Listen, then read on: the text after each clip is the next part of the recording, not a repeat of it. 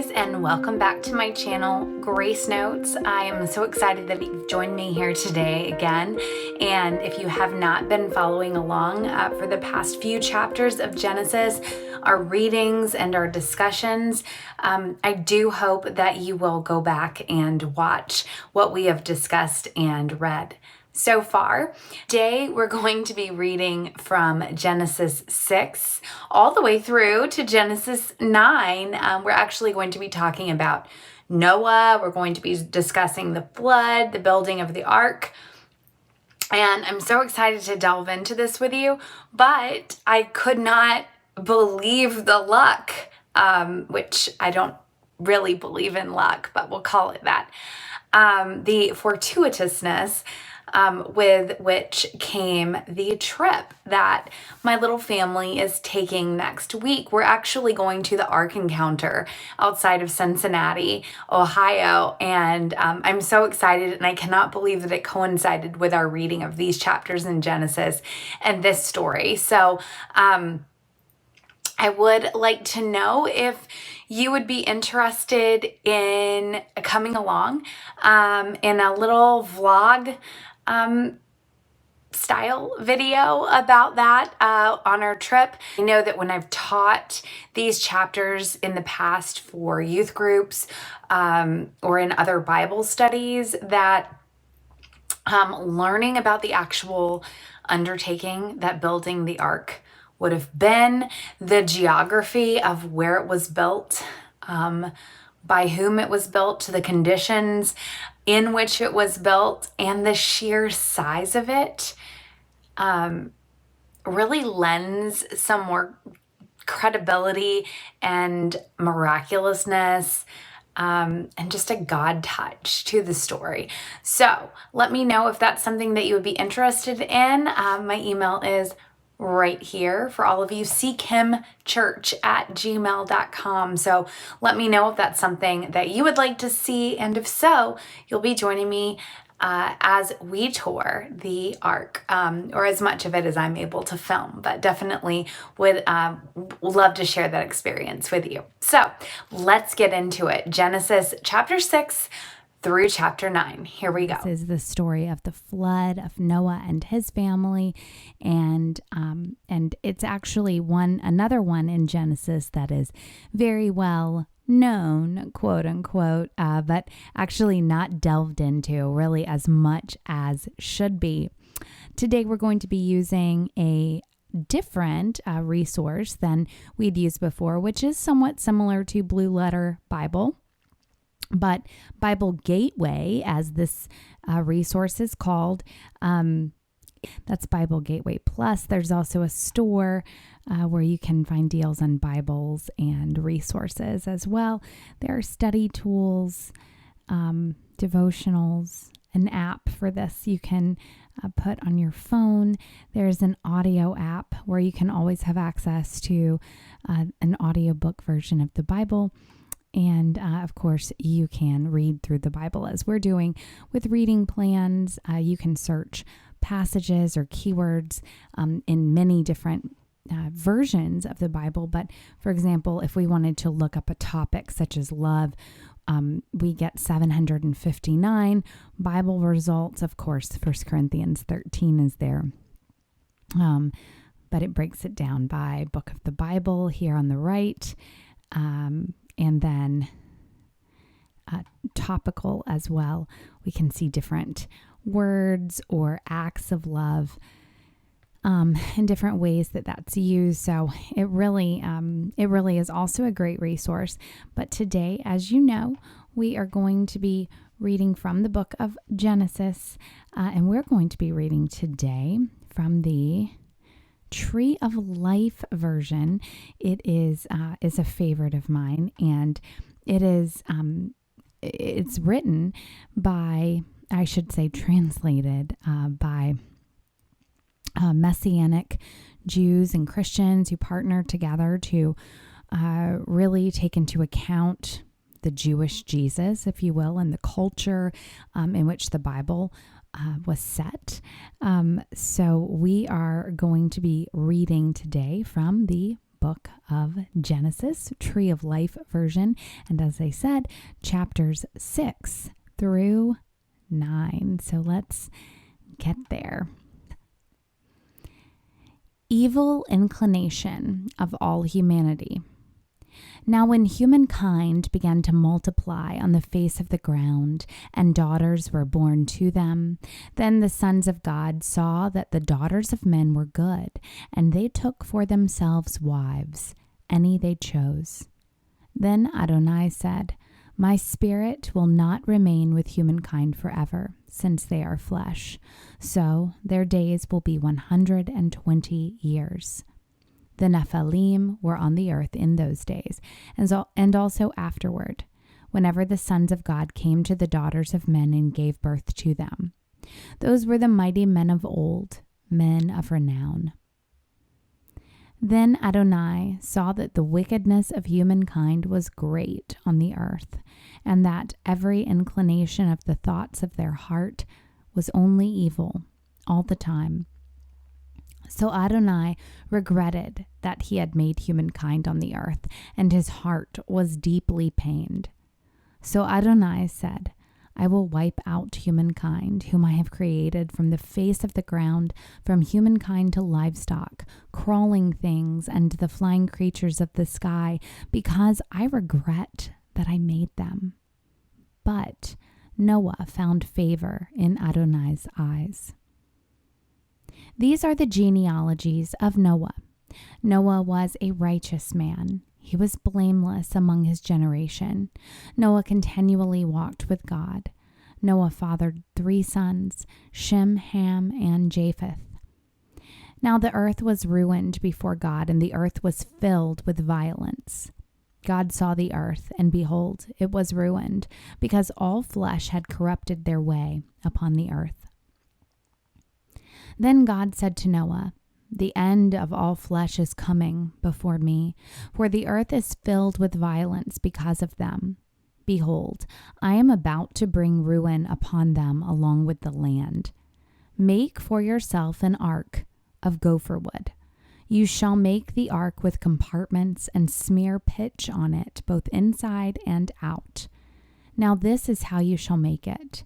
The length of the ark, 300 cubits. Its breadth, 50 cubits, and its height, 30 cubits. You shall make a roof for the ark, and you shall finish it to within a cubit from the top. You shall put the door of the ark in its side. You shall make it with lower, second, and third stories. Now I am about to bring the flood, water upon the land, to destroy all flesh in which is the spirit of life from under the sky. Everything that is on the land will perish. But I will establish my covenant with you. So you shall come into the ark, you, your sons, your wife, and your sons' wives with you. Also of every living thing of all flesh you shall bring 2 of everything, male and female, into the ark to keep alive with you. Of the flying creatures according to their kind, of the livestock according to their kind, of all the crawling creatures of the ground according to their kind. 2 of everything will come to you to keep them alive. As for you, take for yourself every kind of edible food and gather it to yourself. It will be food for you and for them. So Noah did according to all that God had commanded him. He did so exactly.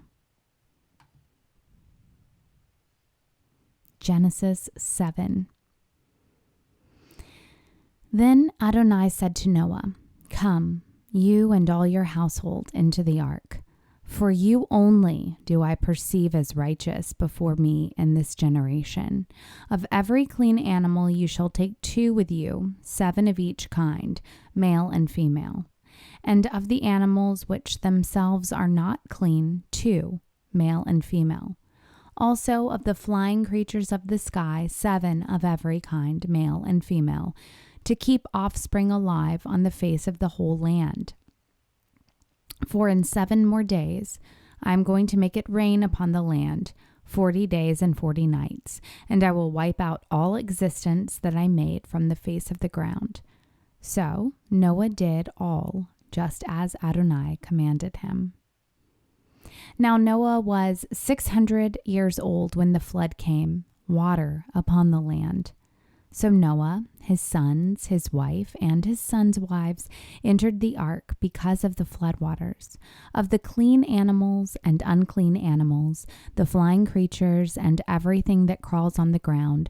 2 by 2 they came to Noah, into the ark, male and female, just as God commanded Noah. After the 7 days, the floodwaters were upon the land. In the 600th year of Noah's life, in the 2nd month, on the 17th day of the month, on this day, all the water sources of the great deep burst open, and the windows of the sky were opened. Then there was rain upon the land 40 days and 40 nights. On that same day, Noah, along with Noah's sons, Shem, Ham, and Japheth, Noah's wife, and the 3 wives of Noah's sons with them, entered the ark. They and every animal according to its kind, and all the livestock according to its kind, and every crawling creature that crawls on the ground according to its kind, and every flying creature according to its kind, every bird, every winged creature. So to Noah and into the ark they went by 2s, all flesh in which was the spirit of life. Those that came, male and female of all flesh, came, just as God commanded him. Then Adonai shut him in. The flood was 40 days upon the land, and the waters increased and lifted the ark so that it rose above the land.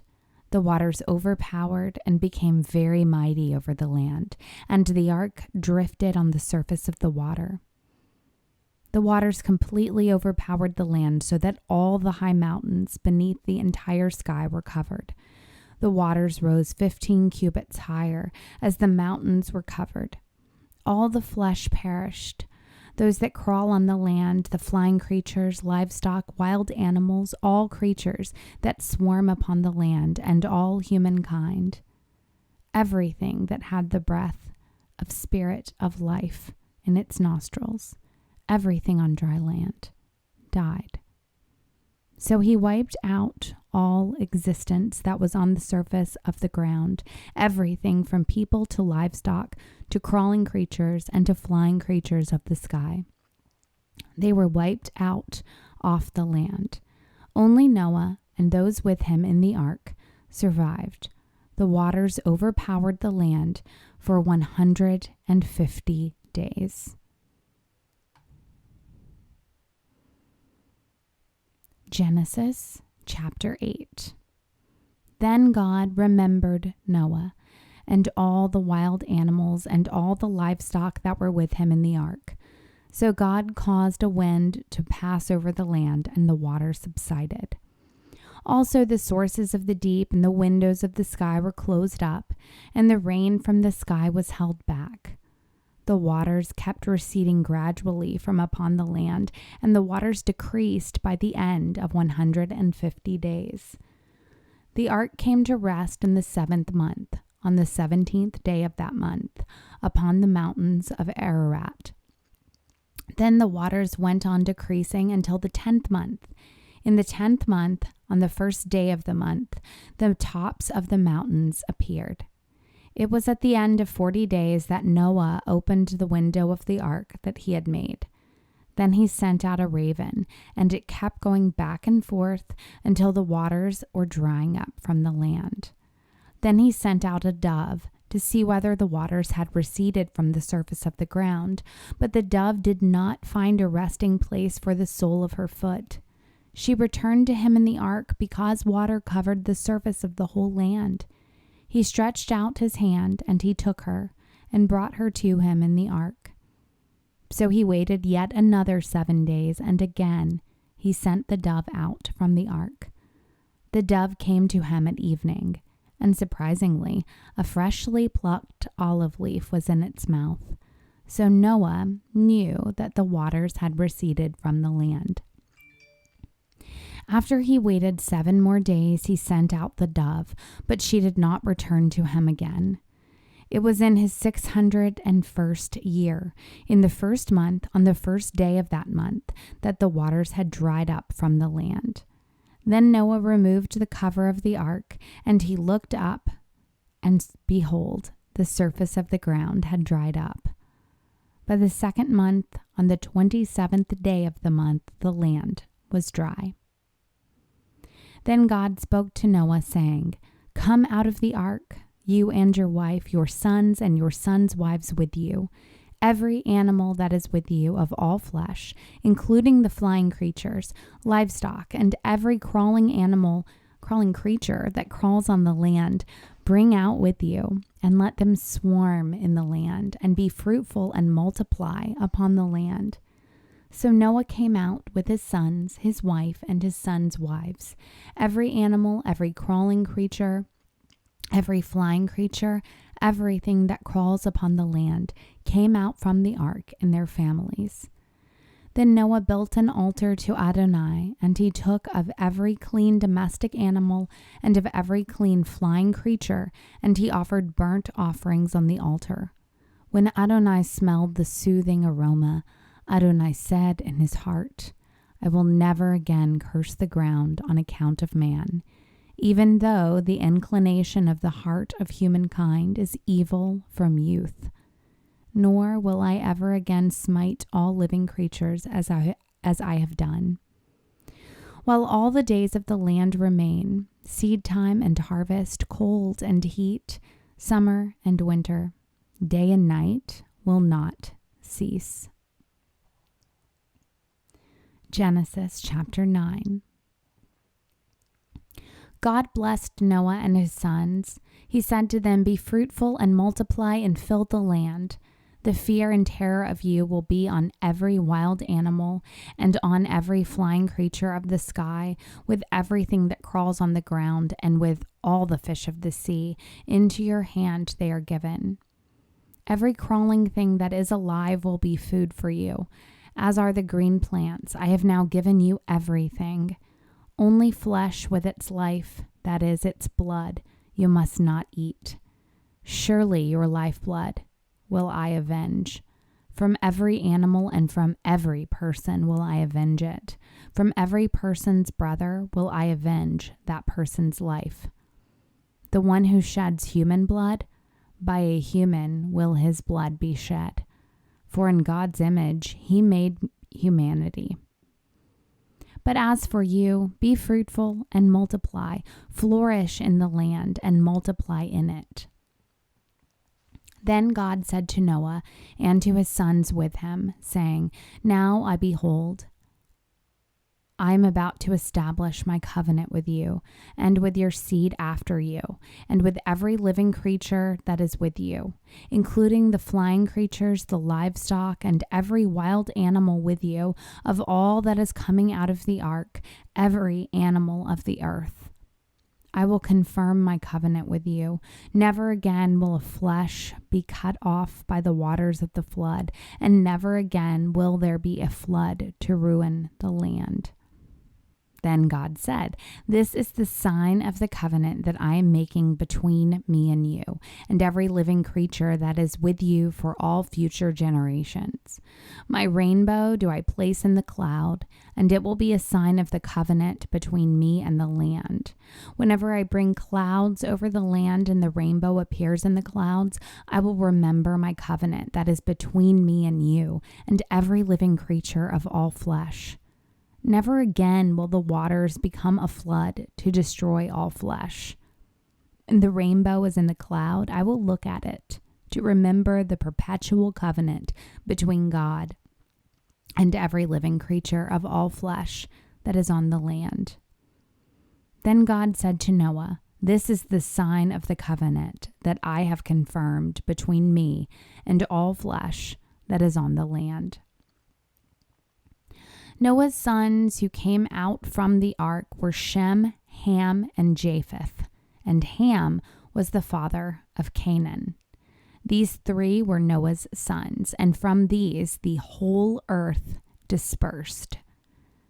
Then Noah, a man of the soil, was first to plant a vineyard. He drank some of the wine, got drunk, and was uncovered in his tent. Then Ham, Canaan's father, saw his father's private parts and took his 2 brothers outside. So Shem and Japheth took the cloak and laid it over both their shoulders and walked backwards, and with it covered their father's private parts. But their faces were turned away so that they did not see their father's private parts. When Noah woke up from his wine, he learned what his youngest son had done to him. So he said, "Cursed is Canaan, the lowest slave will he be to his brothers." He also said, "Blessed be Adonai, God of Shem, and let Canaan be his servant. May God enlarge Japheth, may he dwell in the tents of Shem, and may Canaan be his slave." Now Noah lived 350 years after the flood. So all Noah's days were 950 years, and then he died.